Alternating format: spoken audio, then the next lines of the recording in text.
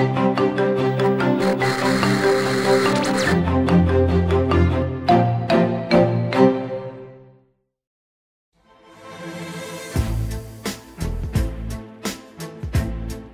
was shocked and deeply concerned when I learned that the mayor of Istanbul was arrested. The mayor of Istanbul is democratically elected. He needs to be able to serve his community in line with democratic principles and the rule of law. We stand for democracy in Turkey. Hello and welcome to Inside Europe, the weekly current affairs podcast and radio programme from DW, Germany's international broadcaster. I'm Kate Laycock in Bonn. Our main focus this week is the struggle for Turkish democracy playing out on the streets of Istanbul. Expect on-the-ground reporting and an interview with Can Dündar, one of Turkey's most renowned journalists in exile. Also on the show, a crisis in French-Algerian relations and the politics of remembrance. Those stories and more coming up on the programme.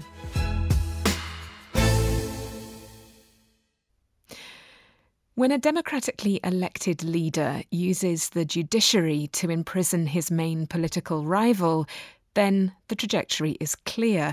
Unless mass popular dissent can force a change of course, then the country will probably not be a democracy for much longer. That is something that tens of thousands of people in Turkey have understood over the past week as they take to the streets in the largest nationwide protests in over a decade. The catalyst was the arrest and subsequent jailing of Istanbul's mayor, Ekrem İmamoğlu, on corruption and terror charges just days before he was due to be selected as the main opposition candidate.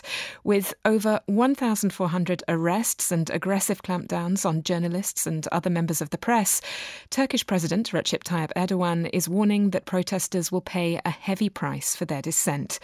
From Istanbul, Dorian Jones reports.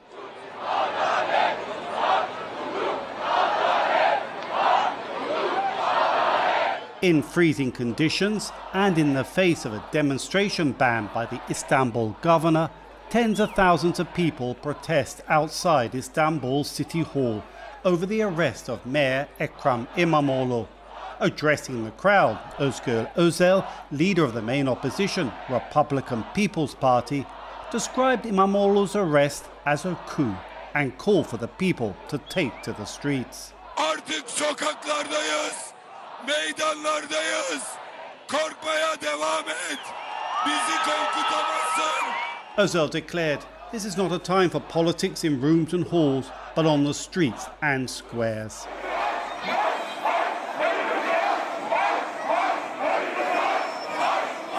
Most of those heeding his call are the young, who've grown up only knowing President Recep Tayyip Erdogan as the leader of their country. Speaking to them, there's a desire for change and a belief that the future of democracy is at stake. No one wanted to give their names for fear of retaliation. We have right to vote. We have right to choose whoever we want to rule us. But he is taking that right from us today. We want democracy. We want the people to choose the elected. And we want the free will to choose who we want without them being imprisoned.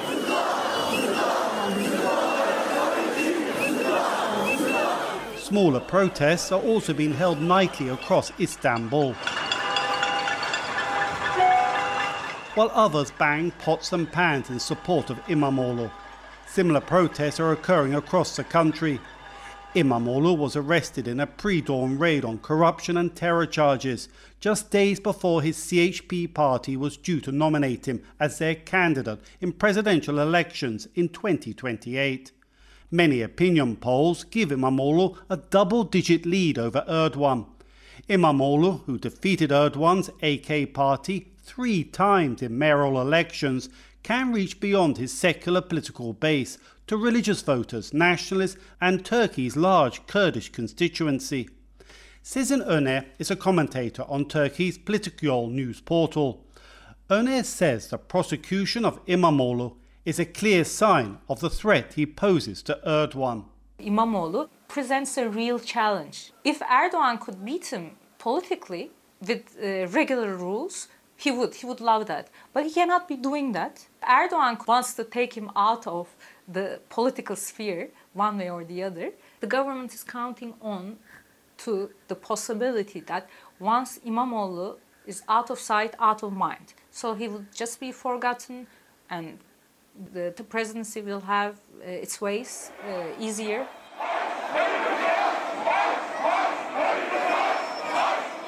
But for now, the momentum appears to be with the opposition, with protests growing and continuing to spread across the country. İmamoğlu's CHP party went ahead and declared him their presidential candidate in absentia after holding a symbolic nationwide vote which saw 15 million people casting their ballot for the jailed mayor. That's a quarter of the electorate. Students have now launched a nationwide boycott of universities, with opposition leaders warning of a new escalation in their protests. Turkey expert Gönül Tol of the Washington-based Middle East Institute claims Erdogan is taking a big risk. It could backfire. Erdogan's strategy could backfire on him, and in the past it did.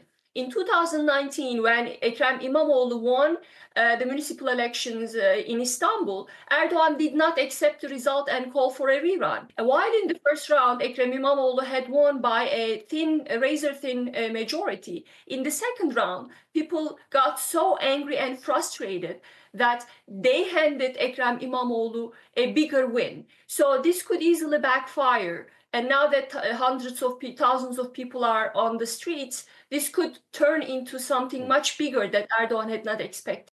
But as is Erdogan's way, rather than stepping back, he's doubling down, insisting the judiciary is independent and no one is above the law. The Turkish president is now warning the protesters will pay a heavy price. İhanete bulaşanlar, milletin kardeşliğine pusu kuranlar. Those who are involved in treason and who set up an ambush for the brotherhood of the nation will sooner or later be held accountable to justice. This is not blind hostility or revanchism.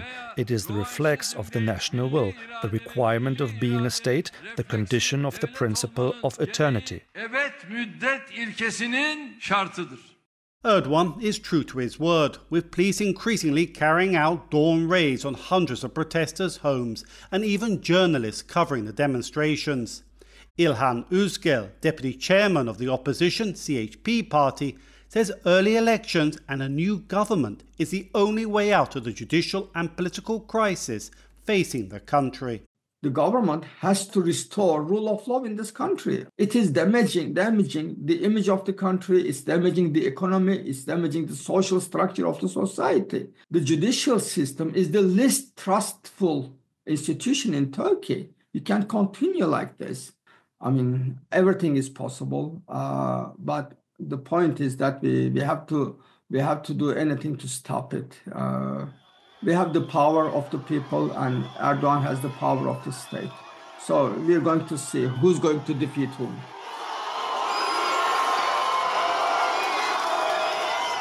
The protests are set to grow, with the opposition warning that the fate of Turkey's democracy is now at stake. Erdogan insists the rule of law must be respected. With the stakes so high for both sides, few people are predicting the outcome of the impasse with any confidence. Dorian Jones, DW, Istanbul. I'd like to express my gratitude to Dorian here and to all colleagues currently reporting from Turkey. Everything or nothing, all of us or none. Those words are from a poem by the 20th century German writer Bertolt Brecht. Why am I quoting them now? Well, it's because that refrain, everything or nothing, all of us or none, is to be seen quoted again and again on demonstrators' placards on the streets of Istanbul at the moment.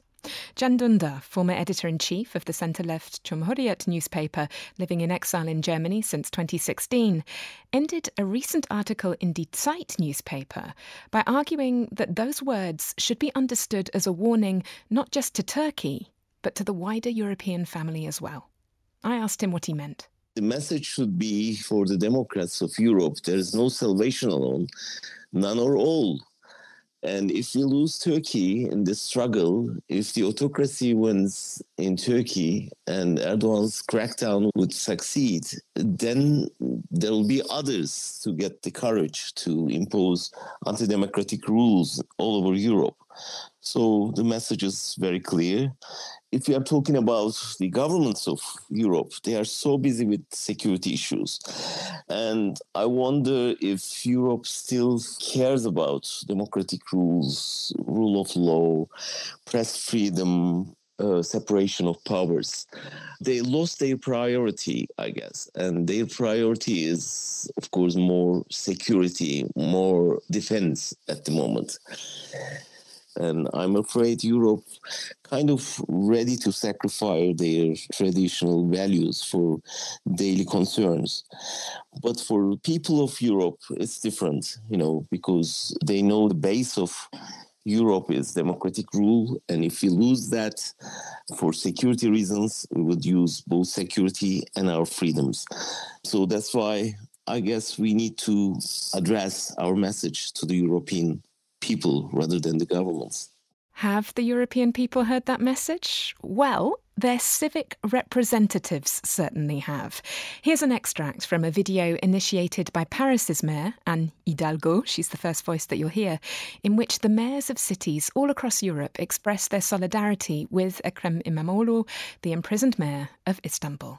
We stand with Mayor Ekrem İmamoğlu. We stand for democracy in Turkey. In Strasbourg, capital of human rights, we stand with the mayor of Istanbul. We stand for democracy. From Timișoara, Romania, I stand with Mayor İmamoğlu. Athens stands with Ekrem İmamoğlu. We stand for democracy in Turkey.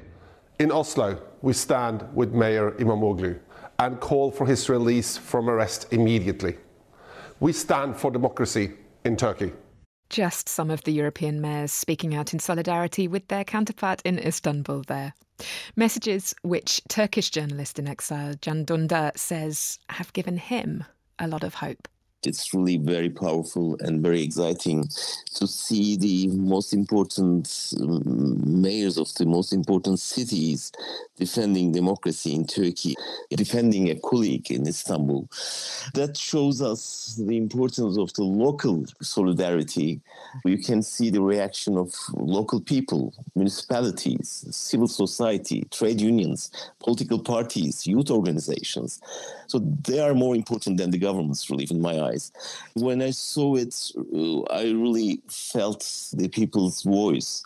And imagine the mayor of Berlin was planning to come to Turkey and he canceled this visit and said that I won't be going before it was released.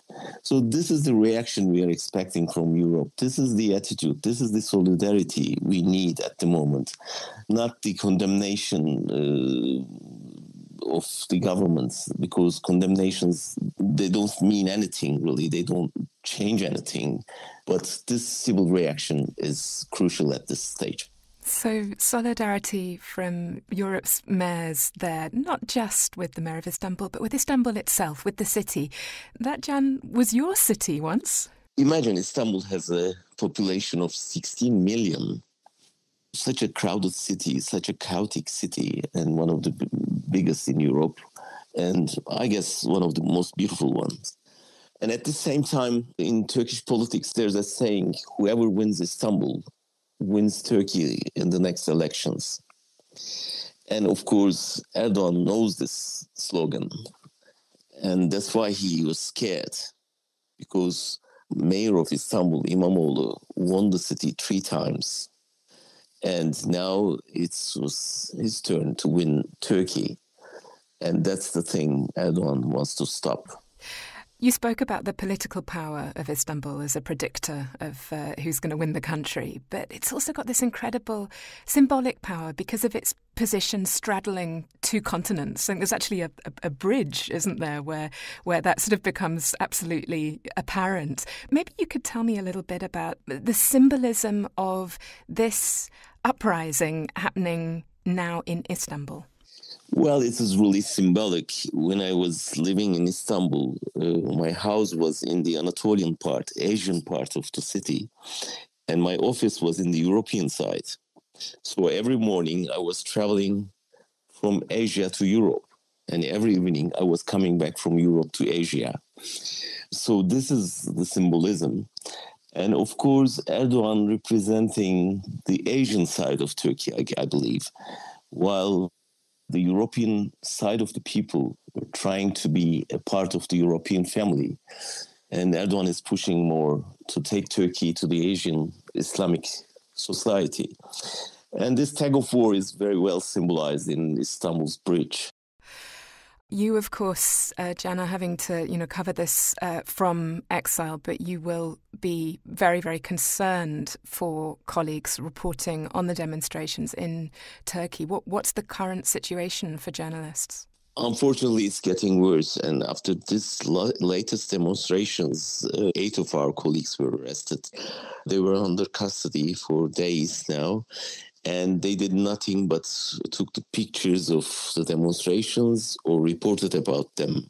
And the governmental authority warned the TV channels not to get live from the streets. And that shows how fearful they are about the people's reaction. And they are trying to censor the public anger not seen in years.